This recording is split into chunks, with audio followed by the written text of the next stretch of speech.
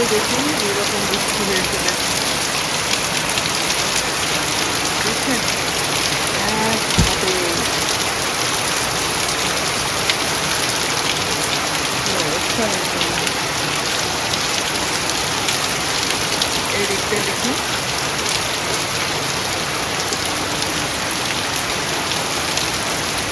এই হচ্ছে আমাদের কোন দিকের বৃষ্টি, বললাম না যদি হলো তো আর সামনে না। দেখুন একেবারে বৃষ্টি, বাপরে বাপ। আমার ঘরের সামনের অবস্থা দেখুন,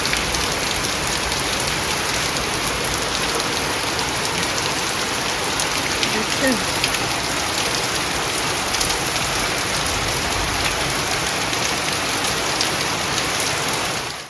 সকালবেলার চা বসালাম, বাইরে হচ্ছে বাঁধ ভাঙা বৃষ্টি, আর আমি এই যে চা বসালাম।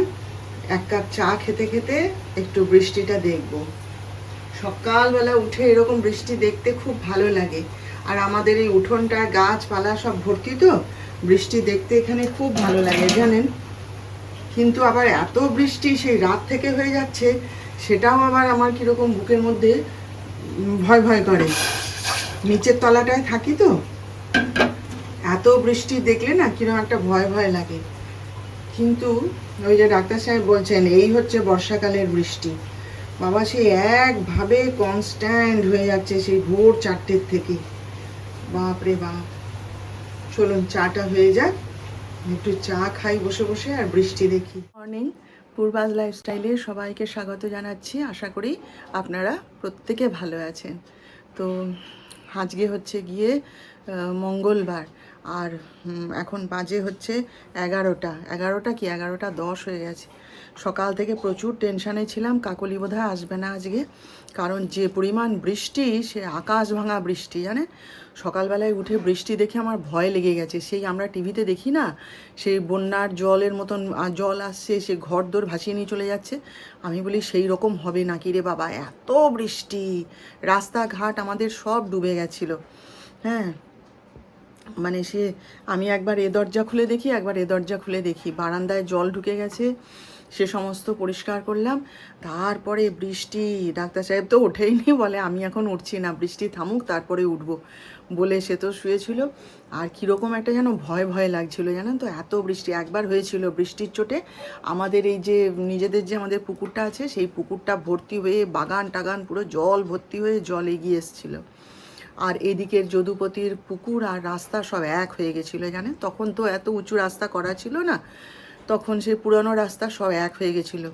ওই জন্য না আমার খুব ভয় করে, মানে বৃষ্টি হোক ভালো লাগে, কিন্তু এরকম আকাশ ভাঙা এরকম ধুন্ধুমার বৃষ্টি দেখলে ভীষণ ভয় করে।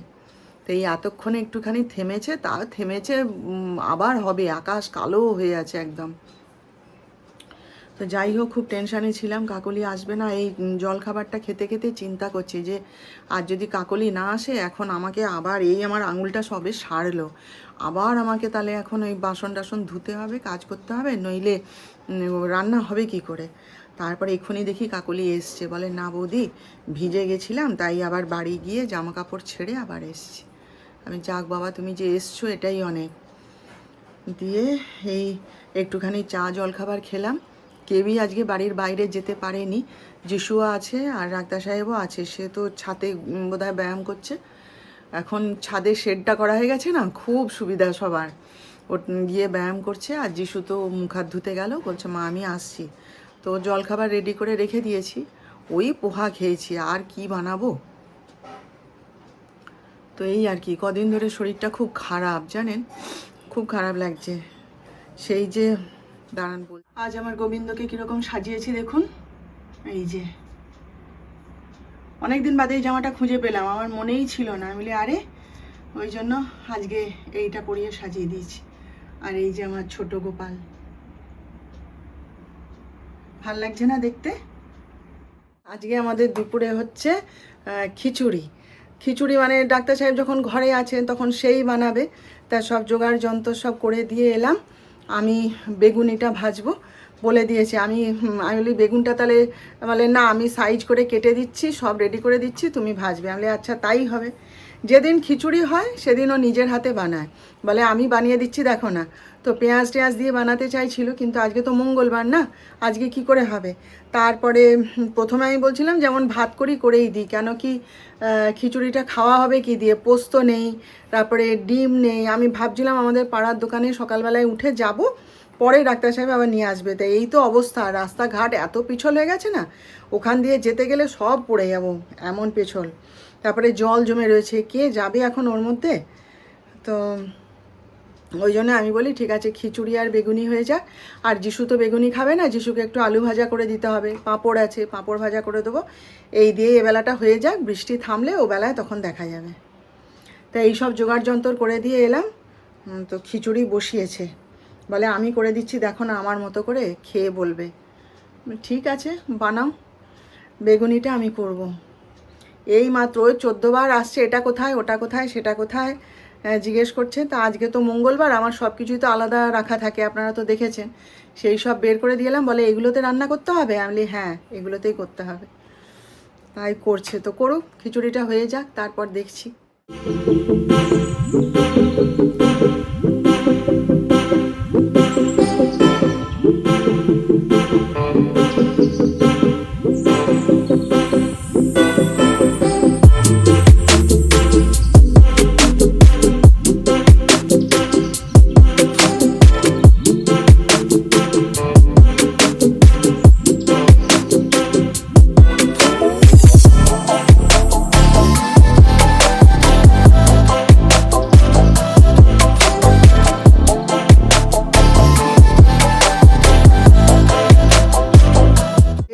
ভাজা হয়ে গেছে আমাদের, সব চান করতে গেল।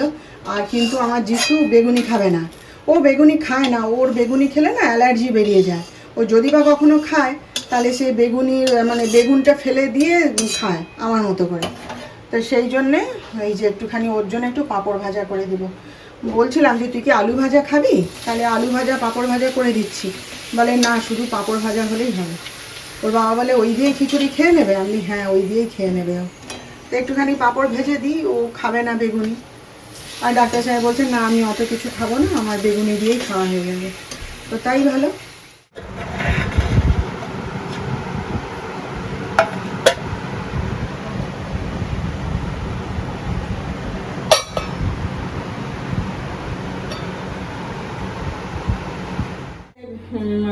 রিহার্সালে গেল, যাওয়ার আগে বলে গেল যে একা ঘরে তুমি এখন করবেটা কি, যিশুও তো ঘরে নেই।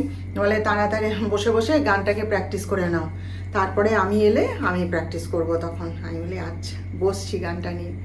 আর আমার বসা তো যা এখন ঘুরে বেড়াচ্ছে কিছু নেই, যা গানে বসবো এইবার শুরু হবে, ফোন বেল বাজলো, এ এলো ও এলো সে এলো, সব শুরু হবে। যাই হোক, আমি জিম থেকে তো এসেছি অনেকক্ষণ, এসে আর আমি ঢুকলাম আর যিশু বেরিয়ে গেল সঙ্গে সঙ্গে। জামা কাপড়ও আমি তখনও ছাড়িনি, দিয়ে আবার কোনো রকমের ড্রেসটা চেঞ্জ করে আগে কি রান্না হবে তার জোগাড় করে দিলাম। দিয়ে তারপরে অনেক জামা কাপড় টাপড় না জমে গেছে, মানে আমার তো ওই বারান্দাতেই জামা কাপড় শুকনো করা হয়, তার ফলে একসঙ্গে বেশি জামা কাপড় কাচতে পারি না। তো সেই জন্যে আবার সব বাকি যে জামা কাপড়গুলো ছিল সব ধুয়ে টুয়ে এসে একটুখানি ঠাকুরের সন্ধ্যা দেখিয়ে আজকে আবার হনুমান চালিসাটা পড়ি, সেটা পড়লাম। পড়ে তারপরে উঠে একটুখানি চা আর বিস্কুট খেলাম। ডাক্তার সাহেবও একটুখানি আমি কিছু খেয়ে তো যাও, ওরম খালি পেটে দৌড়াচ্ছ, বলে কি খাবো, আপনি বিস্কুট খাও। তো ওই বিস্কুট বাদাম মিষ্টি সব খেয়ে গেল। দেখি তাহলে একটুখানি গানেই বসি, আর কি করব। আসার পথে ওই যেমন প্রতিদিন করি, আমার তো ওইটাই, ওরম না হলে তো আমার কাজ হবে না। টুকিটাকি কাজ সেরে এলাম। সে কি হয়েছে, আসার পথে তো টোটো ধরেছি, ধরে তারপরে আমি বলি যে আমি মালিজঙ্গল পাড়ায় নামবো। হ্যাঁ, এবার আমার আর মনেই নেই জানেন, মালিজঙ্গল পাড়ায় হনুমানজির মন্দিরের কাছে এসে নেমে পড়েছি। তখন খেয়াল হলো ওই মালিজঙ্গল পাড়া ওই যে জায়গাটা না, ওই ওখানে দেবাড়ির সামনে আর কি ওই জায়গাটা আছে, সেখানে ওই নালার জল যা বৃষ্টি হয় না পুরো রাস্তাকে একদম একবারে সে মানে কোমর অবধি এই অবধি সময় একবারে ভর্তি করে দেয় জানেন এরকম। তো তখন যিশু খুব ছোট্ট জানেন, আমি তখন ওকে ওই আবাসবাড়ি পাড়ায় একটা স্কুল আছে সেইখানে ওকে পড়াতাম আর কি আমরা। তো সেইখান থেকে নিয়ে ফিরছি, প্রচুর বৃষ্টি হচ্ছে। তা আমি বলি ওই রাস্তা দিয়ে তো জল জমে গেছে, ঢালের উপর দিয়ে প্রচুর জল জমে গেছে, তো এই দিক দিয়ে আমি তখন জানিও না যে মালি জঙ্গলপাড়ায় ওই রকম জল হয়। দিয়ে এইবার গিয়ে সে বাচ্চা নিয়ে সে জলের মধ্যে পড়েছি জানেন। এইবার ওকে তো কোলে তুলে নিয়েছি, নিয়ে সে জলের মধ্যে বাবা যত এগোচ্ছি তত আমার আস্তে আস্তে শরীর ডুবছে জানেন। আমি একই জল রে, আর সে নোংরা জল পুরো রাস্তা একদম, মানে সে না দেখলে বুঝতে পারবেন না, সে নালার জল রাস্তায় সব এসে চলে গেছে, হাইড্রেনের জল সে এক হয়ে গেছে একদম। আমার পুরো এই অবধি ভরতে গেছে। যিশু তো ভয়ের চোটে কাঁদতে শুরু করেছে। দিয়ে এবার কি করব, এবার জলের মাঝখানে দাঁড়িয়ে আছি, না পারছি এদিক যেতে না পারছি ওদিক যেতে। তারপরে ওই পাশেই আমার শাশুড়িকে ওই মানে আলতা পরিয়ে যেত আর কি, সেই তাদের বাড়ি, দৌড়ে গিয়ে তাদের বাড়িতে উঠেছি, গিয়ে বসে আছি। এবার কি করে আসব, ভগবান সহায়, কোথা থেকে একটা রিক্সা জানেন চলে এলো। আসতে তখন ওরা বলছে এই বড় বৌদিকে বাড়ি পৌঁছে দিতে যিশুকে নিয়ে রিক্সায় উঠে বাড়ি এলাম। বাড়িতে এসে যখন ডাক্তার সাহেবকে বলছি, তখন তো আমি শাড়ি পরি আবার জানেন তো। ডাক্তার সাহেবকে বলছি, ডাক্তার সাহেব বলেন ওই রাস্তায় গেছো কেন, তুমি জানো না ওই রাস্তাটা ওরম হয়ে যায়, ওটা নাকি ঠিক করার কোনো মানে উপায় নেই, কোনো ব্যবস্থাই নেই।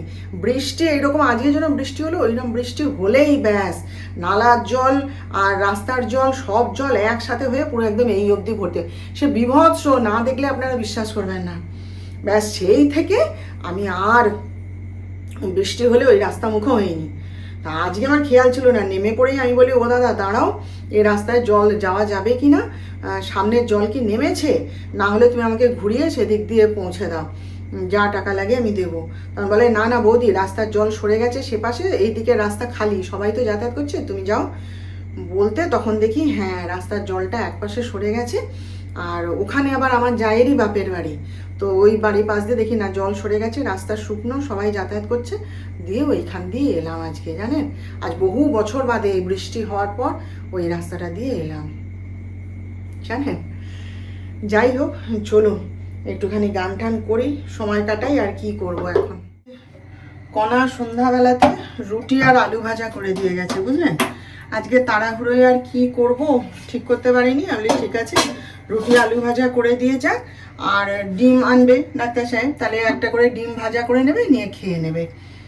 তা এবারে আমার ছেলে ঘরে ফিরেই রুটি করা আছে দেখেই তার মাথা খারাপ, আমি রুটি খাবো না, আমি তখন গান করছি। হ্যাঁ আমি বলি তাহলে কি খাবে, বলে কি অর্ডার করতে বসে, বুঝলে অর্ডার করতে গিয়ে তার পছন্দ হলো না খাবার। হ্যাঁ রোজ রোজ এক খাবার, আমি তাহলে খাবিটা কি বল, রুটি খাবি না, তাহলে রুটিগুলোকে পরোটার মতো করে ভেজে দিচ্ছি, কালকে একবার পরোটা খেয়েছে। তো বলে না দাঁড়াও দেখি কি খাওয়া যায়, বলে আমি তখন গান করছি, নিজে নিজে আটা মাখলো, বেললো, দিয়ে আবার লুচি ভাজলো জানেন, ভেজেছে খুব সুন্দর, লুচিগুলো বেশ এই ফুলকো ফুলকো সুন্দর হয়েছে। গিয়ে বাটি করে নিয়ে গিয়ে আমাকে দেখিয়ে এলো যে দেখো লুচি ভেজেছি।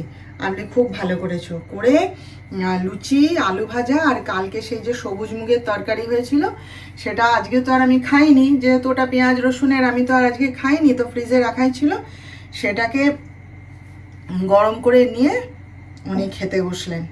তাই এসছি, এগুলো মানে রান্না তো করে গেল, এবার গ্যাসটা তো গুছাতে হবে। আর তেলটা দেখি তুলে রাখি, অনেকখানি তেল জানেন ঢেলেছে, আন্দাজ তো নাই কতটা লাগবে কি লাগবে না। আমি বলি আমি এখন কিচ্ছু করতে পারবো না, যা করে দিয়ে গেছে ওইটা খাও, না হলে নিজে যা করবে করো। হ্যাঁ বলতে এসে লুচি ভেজে নিয়ে গিয়ে খাচ্ছে। আমি ভাই রুগী মানুষ, আমার তো আর ওসব খেলে চলে না, আমি একটুখানি ওই কফি করে নেব, নিয়ে দুটো রুটি খেয়ে নেব। আর ডাক্তার সাহেবের তো আলু ভাজা রুটি আছেই, যদি না খাই ডিম ভেজে দেবো, কফি আছে তার, এই দিয়ে খাওয়া হয়ে যাবে। এত ঝামেলা আমাদের বাড়িতে বুঝলেন। যাই হোক আজকের মতন তাহলে এখানেই শেষ করলাম। কেমন লাগলো আজকের ভিডিওটা আপনারা জানাবেন, আর ভালো লাগলে একটা লাইক শেয়ার ও সাবস্ক্রাইব করে প্লিজ জানিয়ে দেবেন।